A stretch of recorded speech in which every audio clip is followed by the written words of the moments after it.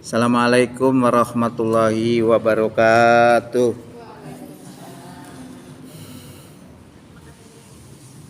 Innal hamdalillahillazi nahmaduhu wa nasta'inuhu wa nastaghfiruh wa na'udzu billahi min syururi anfusina wa min sayyiati a'malina.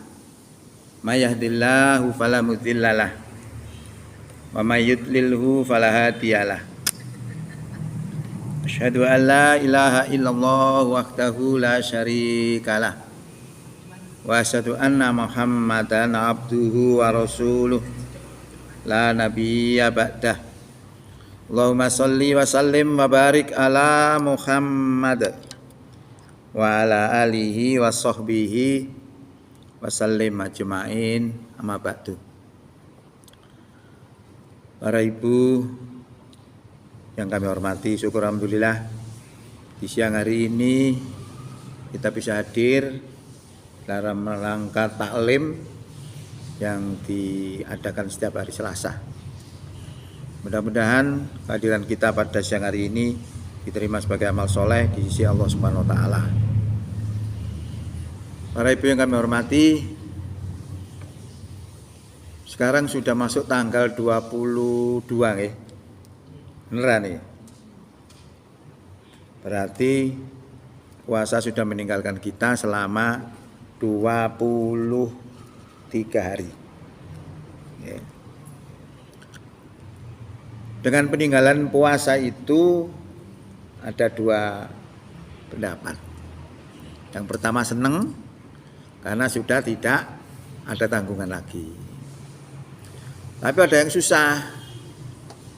Yang susah ini karena pada bulan Ramadan kemarin tidak bisa maksimal. Sedangkan puasa sudah pergi, tidak akan kembali kecuali setahun. Masalah umur dewi kecil ono, ini masalah juga. Akhirnya sedih. Tapi walaupun begitu masih ada lagi sisa-sisa daripada puasa itu, yaitu puasa 6 hari di bulan Syawal. Karena puasa 6 hari di bulan Syawal ini setara dengan puasa 1 tahun. Nek dilogikakan Mbah Gatuknya itu gini. Umure bulan iku nek mari 29 mesti 30. Mari 30 29 30 terus ngoten. Dadi jumlah setahun niku nek 30 kabeh 6. 29 ya kabeh 6. Lah nek niku poso 6 hari tadi ditutupno kabeh sing kurang sing 29 dadi 30 kabeh iku jangkep setahun. Tapi niku Mbak Gatuk itu hadis nggih. Tapi yo kemasuk ngono lho. Nanti puasa 6 hari setara dengan puasa 1 tahun. Nah, terkait dengan itu yang penting adalah kita harus mengingat bahwa target puasa kemarin itu adalah untuk bisa terampunkannya segala dosa kita.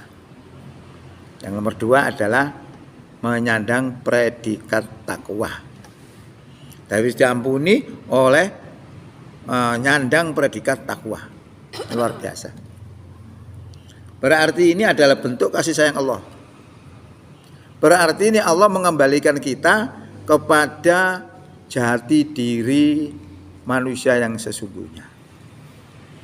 Karena manusia yang sesungguhnya itu disebut fitrah.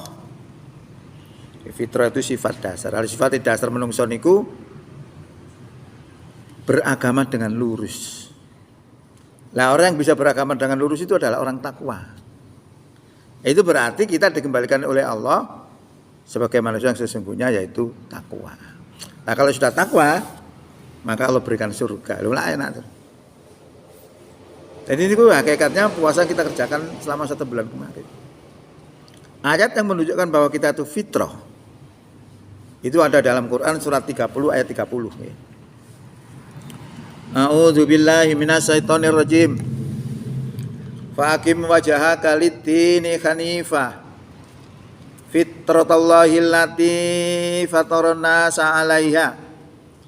La tabdila li khalqillah. Dzalikat dinul qayyim walakinna aksarun nasi la ya'lamun.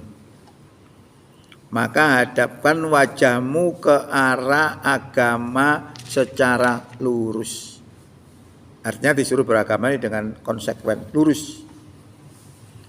Fitratallahi lati fatarana sa'alaya, itulah fitrah Allah yang Allah telah ciptakan manusia atas fitrah itu. Berarti fitrah manungsa niku agama, beragama dengan lurus.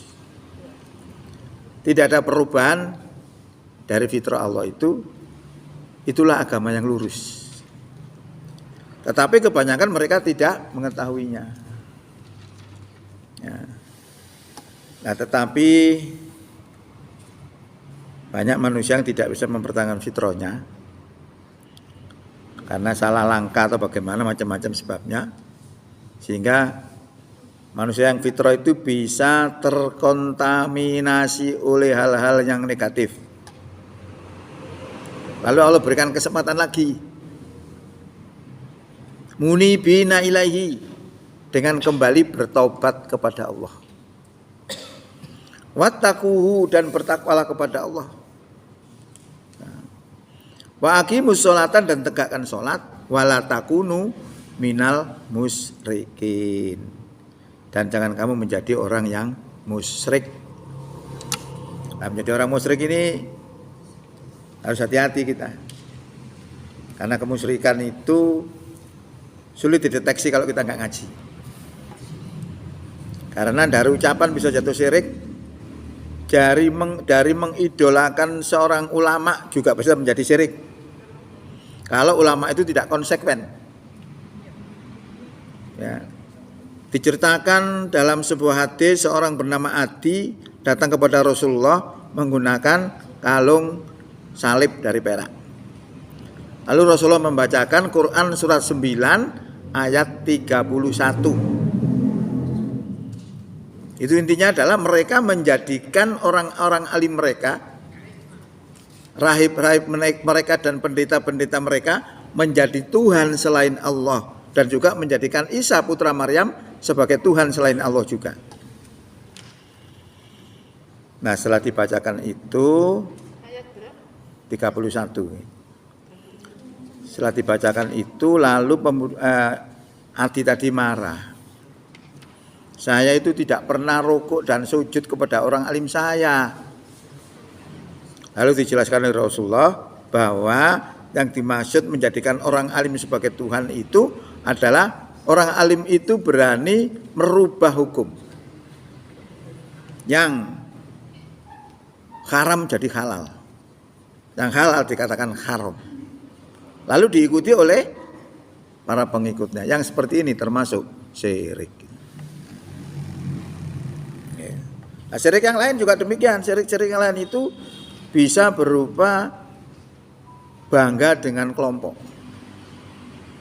bangga dengan partai, bangga dengan kelompok kita dibandingkan dengan keimanan kita.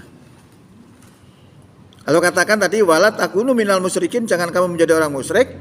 Siapa orang musyrik di situ? Minal ladzina farraqu dinahum wa kanu syi'a kullu hizbin bima ladaihim farihun.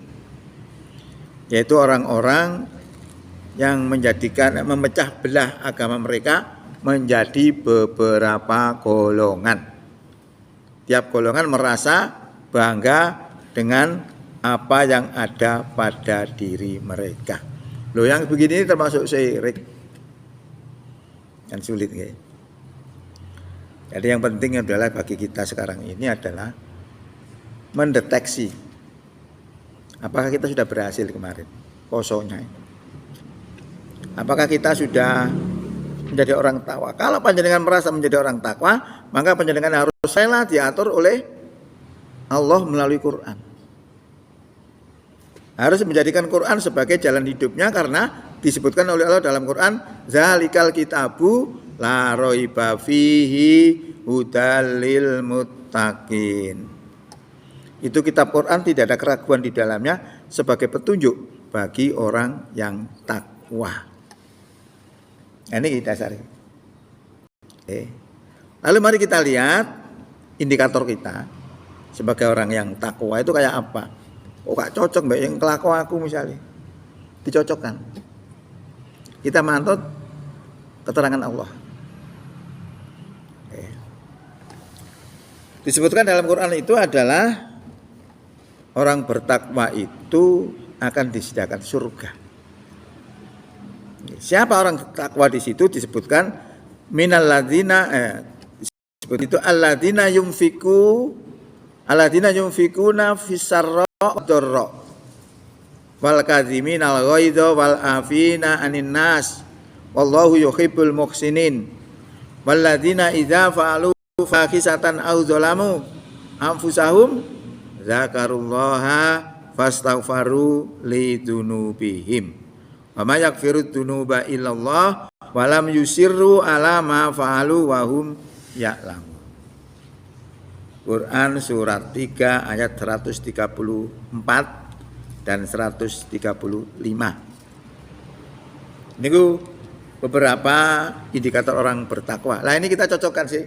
Audis takwa temenan. Di situ disebutkan orang takwa itu adalah membelanjakan hartanya baik dalam keadaan sempit ataupun dalam keadaan lapang. Berarti wong iki loman, dermawan.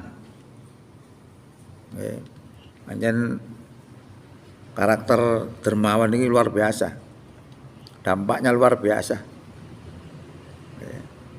Itu kalau kita orang pengusaha biasanya, kalau sedekah maju,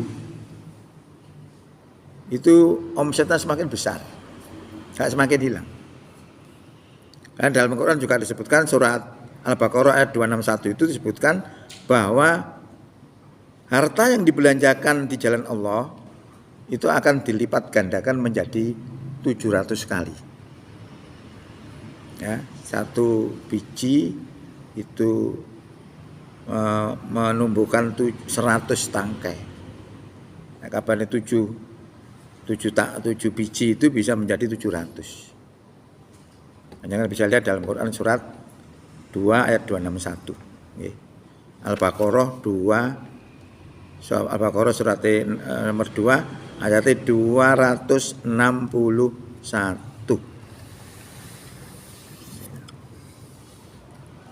Bukan kepanggih ya?